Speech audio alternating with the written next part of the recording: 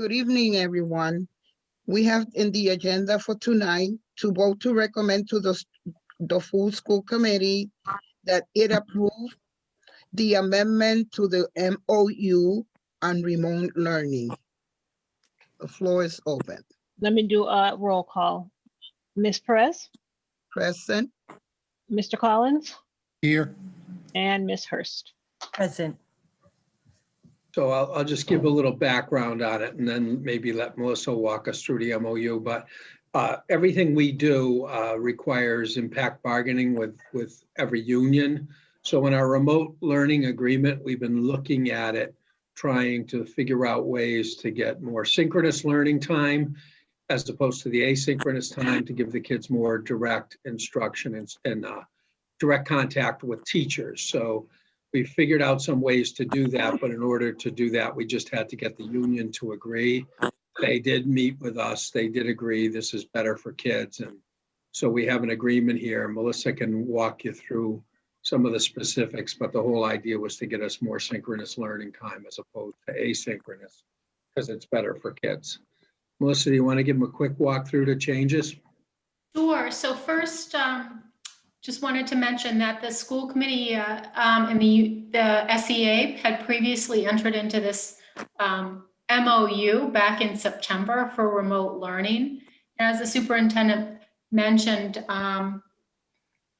given that we've been in remote learning for quite a number of months now, there were some changes that are being recommended. So if you note, the first change obviously is to call this as amended.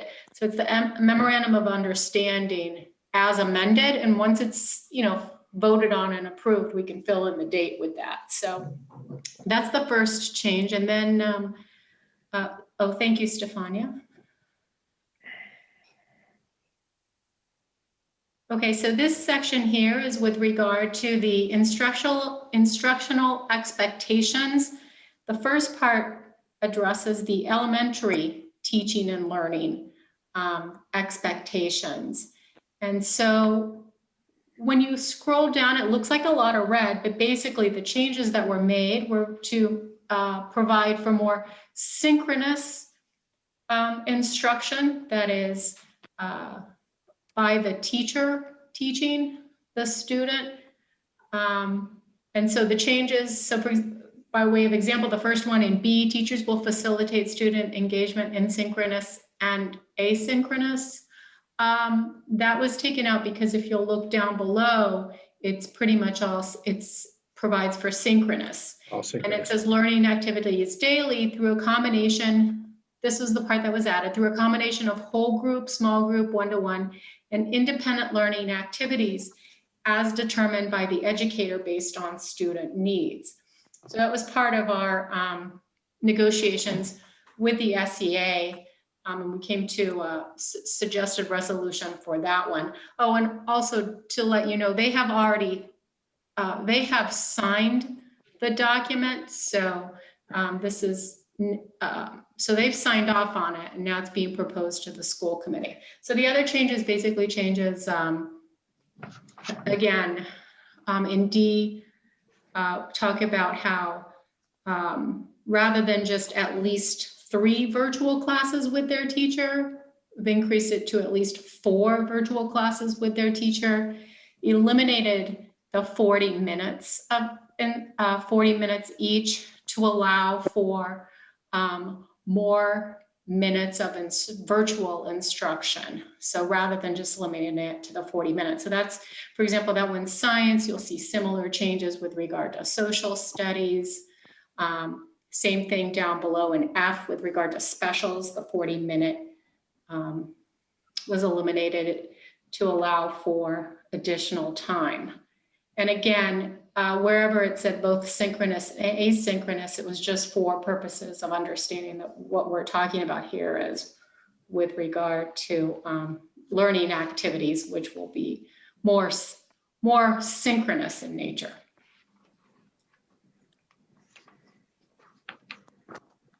Okay, so if, thank you, Stefania. So those were the elementary. The second part is with regard to secondary teaching and learning. So for those grades 6 through 12, Again, B, it looks like a lot of red, but basically it's a lot of the red was that the last sentence was now moved up to the first sentence. So the student advisory and homeroom, we already had that in the agreement. It was just moved to the beginning of the sentence. The main change in this particular agreement, because we already had at least 50 minutes, so we didn't need to strike that language. The main change in this agreement was that the addition of the language taught through a combination of whole group, small group, one-to-one, and independent learning activities as determined by the educator based on student needs. So that was the primary change in B. Again, in E, similar to what we discussed up above with regard to the elementary school, removed the reference to both synchronous classes and asynchronous. F, oh, sorry, Stefan, if you could, yeah, F was eliminated. And then G, original G was also eliminated because that talks about asynchronous activities. Stefan, if you can scroll, thank you. And then in I, when we're talking about ESL educators, it was changed to which will be virtual rather than which may be virtual. So this will be virtual with their teacher. So that was the change there. And then with regard to numbered paragraph 3, previously this MOA, actually MOU was as a result of the initial vote by the school committee, which had the remote learning was originally through the end of the first marking period, and it was the August 6, 2020 vote. So this now was just modified to have it be in effect through the end of the third marking period per the December 17th school committee vote regarding the remote instruction. So as I mentioned, this one is a red line version, which was just an easier way to go through the changes with you. The other document, which I believe you may also have received, is already signed by the SEA and does not have all the redlining. This was just for ease of presentation.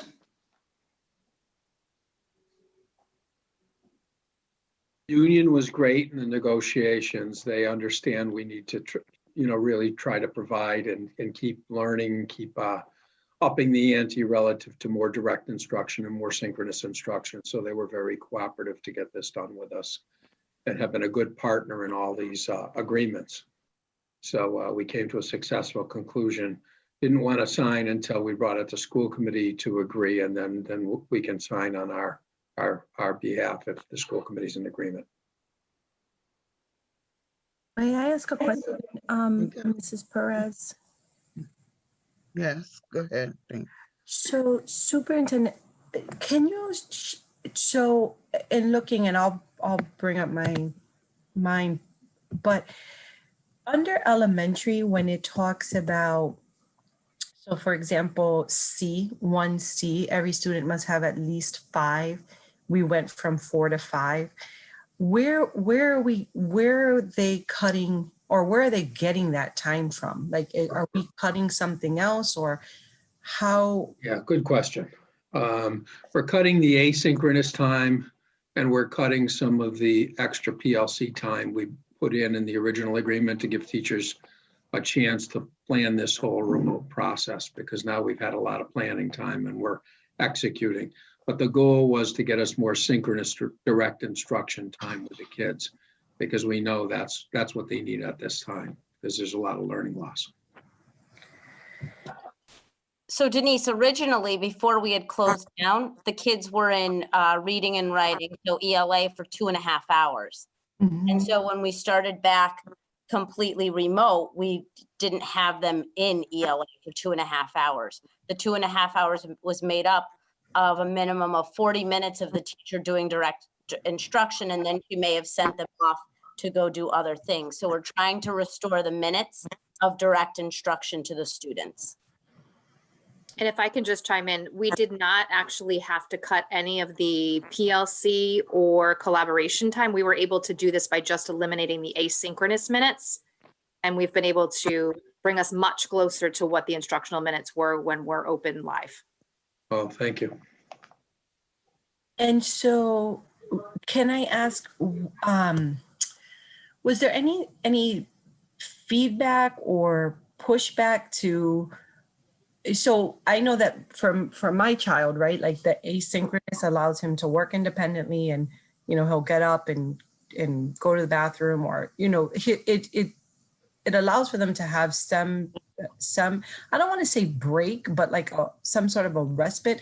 Was there any thought that this, even though it is, I understand we need to increase the learning time, was there any thought that this would be more cumbersome because it's so intense? Like we went from 40 minutes to 2.5 hours. So we did take that into account. We tried to balance the feedback we've received from parents, which has been mixed, and it's tough to meet in the middle. Parents wanted more time for their children with their teachers. We've heard a lot of feedback about parents being worried about their students not getting the level of support they feel they need and falling behind.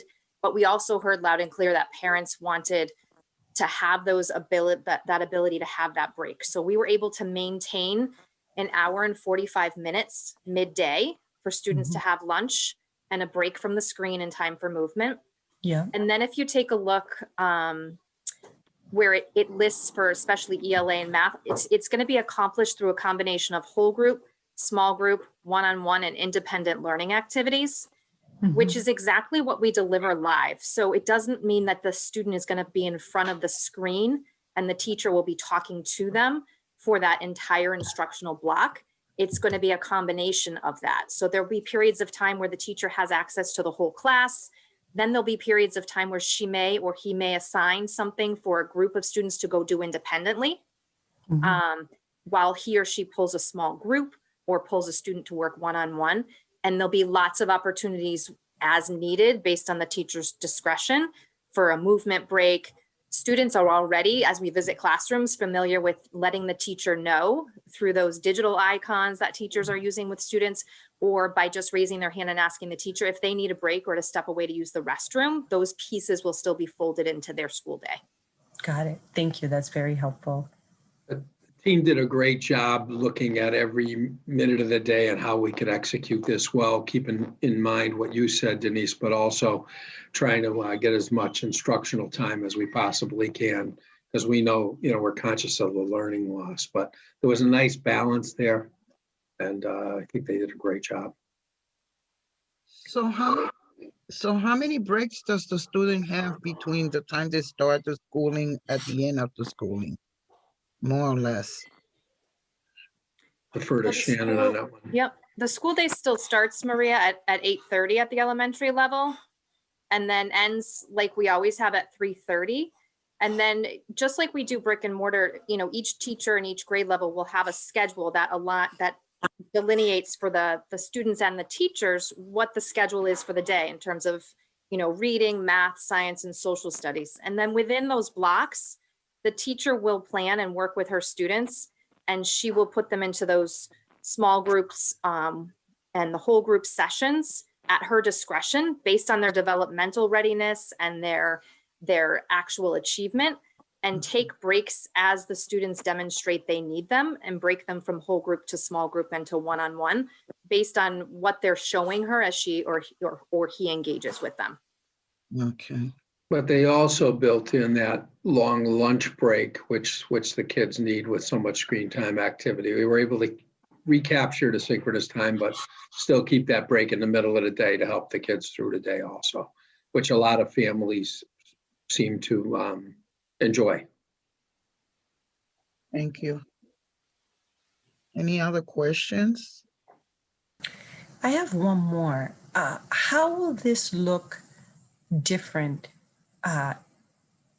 when we return in the hybrid form? Or will it remain the same? This is closer to the hybrid schedule. It's kind of a bridge between the two, I think would be the best description. This has more synchronous time, so it's a bridge towards a normal schedule. But when the hybrid starts again, we'll be more on a normal schedule. So for elementary, if the kids are back in school or they're on remote, they'll, instead of having all that time in the middle of the day, they'll have their traditional lunch break, plus they'll have their prep period and the recess as they had before. So this is a bridge, kind of a half step towards a more normal schedule. And the hybrid will be very much a more normal schedule. Mm. So we thought it would help with that transition too. Okay, thank you.